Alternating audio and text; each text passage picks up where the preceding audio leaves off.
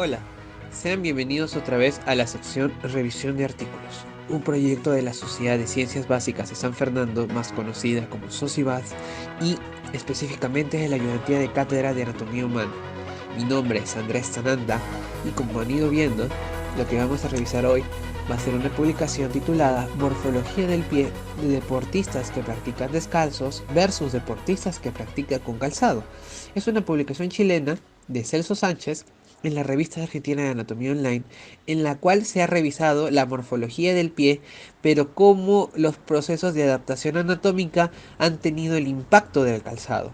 Y se va a evaluar a esta población dado a que tienen mayor despliegue de fuerzas biomecánicas en la región del miembro inferior y específicamente del pie.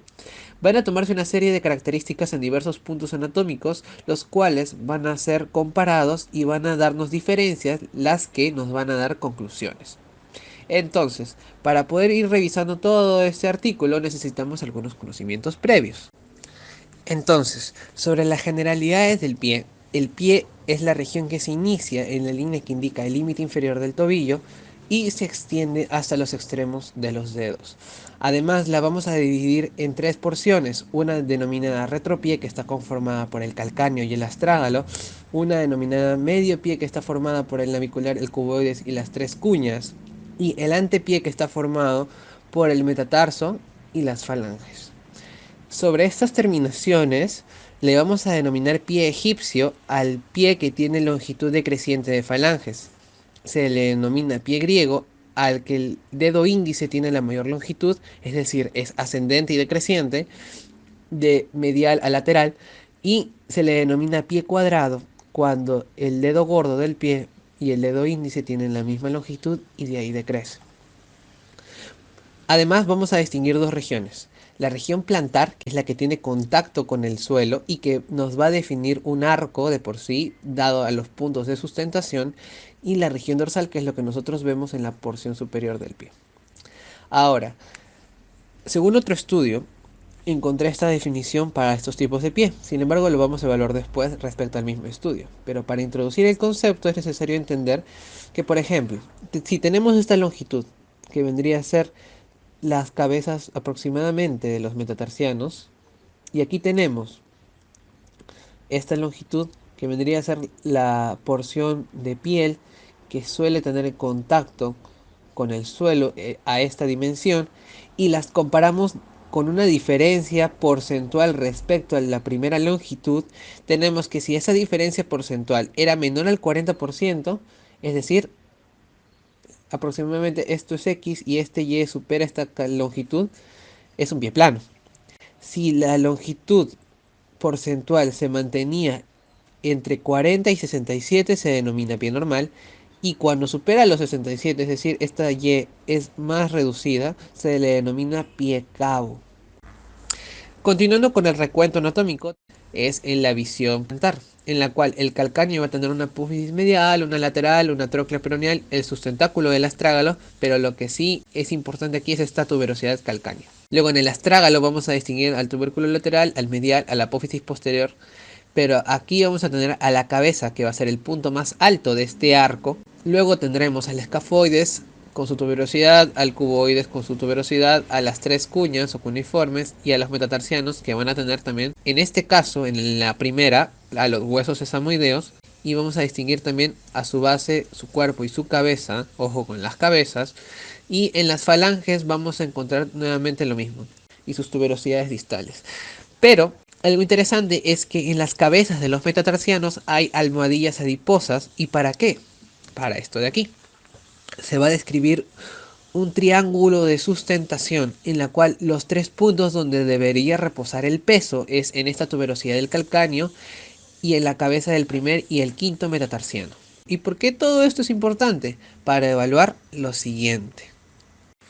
El artículo comienza con unas consideraciones generales sobre los aspectos morfológicos, evolutivos y adaptativos, en el que menciona que hace más o menos 4,5 millones de años el pie adquirió la estructura que le permite desenvolverse como un apoyo flexible de adaptación a las irregularidades del terreno para un miembro inferior que se encarga de distribuir las fuerzas.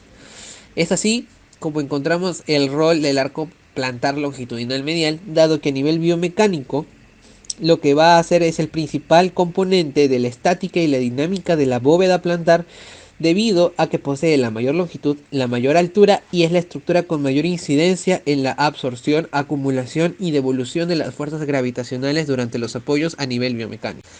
Pero también este arco se basa en una composición ósea en la que la piedra angular y el punto más alto es esa cabeza del astrágalo que mencionamos. Y va a tener sus dovelas, es decir, la porción decreciente del arco, en el calcáneo, en el navicular, en las cuñas y en los metatarsianos. Entonces, también va a tener una mantención pasiva y una mantención activa con un refuerzo extraóseo. La pasiva va a estar a cargo de los ligamentos, los cuales evitan la extensión excesiva de la estructura, y la activa por los músculos, destacándose específicamente al tibial posterior, al anterior y al peroneo largo. Pero es real que el uso del calzado es una práctica relativamente reciente, y si bien provee una protección más que todo dermatológica, hay autores que coinciden que puede provocar deficiencias funcionales dada una alteración en la distribución de fuerzas. Y esta situación va a ser más notoria en sujetos que practiquen con más fuerza el ejercicio sobre el suelo para mayores desplazamientos, como son los deportistas. Este es el porqué de la elección de la población y de la muestra. Entonces, desde la masificación del uso de calzado deportivo se ha observado que la incidencia de lesiones deportivas de pie y tobillo no ha disminuido. Entonces los autores, en general, se han dedicado a investigar qué sucede en el calzado y por qué la amortiguación tendría un impacto prácticamente neutro. Entonces, ¿qué podríamos obtener si no usáramos calzado? A la fecha se sabe que correr descalzo, por ejemplo, promueve el apoyo del pie sobre esos cojinetes adiposos en las cabezas metatarsianas, y se va a disminuir la fuerza de reacción sobre las articulaciones de tobillo y rodilla, factor que a su vez influye en la disminución de la incidencia de las lesiones sobre estas articulaciones. Es decir, hay un rol protector si se usa el soporte natural evolutivo del pie. Y a pesar de todo ello, el sentido común hace percatarse que realizar esa transición de la práctica deportiva con calzado a usarla sin calzado no afectaría, ¿no? Pero tampoco es así. Esas adaptaciones no van a ser, digamos, del mismo impacto. Por otro lado, hay una deficiencia temática, dado de que son muy pocos estudios los que se encargan de las características morfológicas del pie en Chile, menciona el autor, y los que se han publicado son de poblaciones escolares, sin encontrarse en sí el rol de los deportistas. Hay evidencia de que el desplazarse descalzo es un factor protector de lesiones, entonces, pero no se conocen los procesos de adaptación anatómica en una revisión de artículos que permitan que un sujeto que siempre ha usado calzado llegue a correr de una manera minimalista. Por lo tanto, es necesario conocer las características morfológicas del pie en estas personas que practiquen deporte, tanto descalzos como con calzado, para ver esos procesos de adaptación y comparar las dimensiones. Entonces, respecto a la metodología, es un estudio transversal descrito en la que una muestra de 45 personas se distinguieron sujetos que practicaron descalzos mínimo 30 minutos por semana, siendo 16, y los criterios de inclusión fueron personas activas en la selección deportiva de la Universidad de Santiago de Chile y entrenar mínimo 6 horas a la semana, y los criterios de exclusión fueron sufrir de lesión en etapa aguda en miembro inferior. Luego se distinguieron también sujetos que siempre practicaron calzado, que son los 29 restantes. Entonces, las evaluaciones se realizaron entre noviembre y diciembre de 2015 en el Laboratorio de Ciencias de Actividad Física, en el mismo día y en el mismo horario. Se hizo un cálculo del peso, la estatura, el índice de masa corporal. Luego se hizo la marcación de la cara inferior de la tuberosidad del hueso navicular. Luego se hicieron otras mediciones como la longitud del antepié, el ancho del antepié, el ancho del retropié y la altura del navicular. Vamos a encontrar que se valoran ambos pies para el análisis estadístico solo del pie derecho, y que luego lo que se evaluó sería la longitud del dedo más largo para poder encontrarle la fórmula digital, eso del pie egipcio, etcétera, definiéndola como mayor a 5 milímetros para dar una clasificación. Y por último, se hizo la fotografía y procesamiento y la obtención del ARC Index. ¿Y qué es este? El ARC Index está definido en este caso como una proporción de la longitud B respecto a A, B y C, entendiendo a B como esta longitud respecto a las dovelas del arco. Entonces, cuando la relación era menor a 0.21 se denominaba pie cabo, cuando el valor era mayor a 0.26 era pie plano, y cuando lo encontrábamos entre 0.21 y 0.26 era un ARC Index normal. Entonces, para el análisis estadístico se usó el software GraphPrims 6 y los estadígrafos de tendencia central que se usaron fueron para el peso, la estatura, el IMC, el ancho del retropié, el ancho del antepié, la altura del navicular. Se hizo la prueba estadística de Kolmogorov-Smirnov y se comparó con el uso de la t-Student con un valor de significancia menor a 0,5. Los resultados, en la tabla 1 encontramos los datos referidos a la masa corporal, la estatura, el índice de masa corporal y la edad. Tienen pies más cortos, más angostos y con arcos plantares más altos que los deportistas que no practicaban descalzos. No obstante, no se encontraron diferencias estadísticamente significativas. Luego, para evaluar variables antropométricas independientemente de la altura, que demostró ser mayor en los sujetos que solo usaban calzado, se procedió a normalizar las variables de largo, ancho de antepié, ancho de retropié y altura del navicular. Estos datos se presentan en la tabla 3. Se observan valores iguales en la variable longitud y altura del navicular normalizada.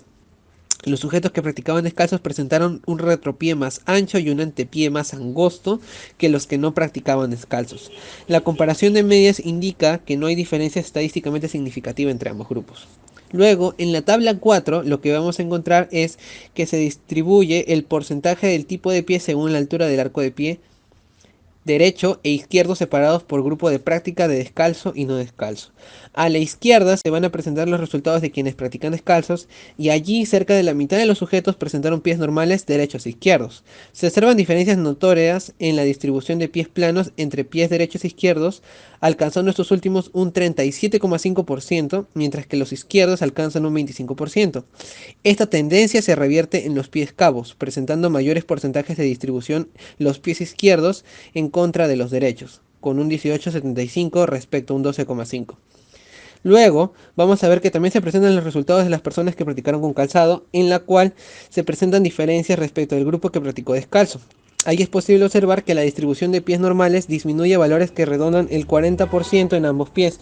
Asimismo, disminuye el porcentaje de pies planos, aunque se mantiene el patrón que indica mayor frecuencia en pies derechos que izquierdos.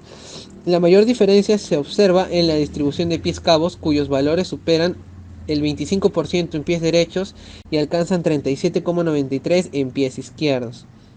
Luego, respecto a la tabla 5, vamos a ver la fórmula digital en la que es posible indicar que la mitad del grupo descalzo y el 72,41% del grupo calzado presentaron pie cuadrado.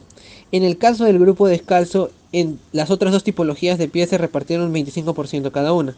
En contraste, en el grupo con calzado, vamos a encontrar que el 17,24% de pies griegos y el 10,34% va a ser de pies egipcios, valores bastante menores en comparación con lo obtenido por el grupo descalzo.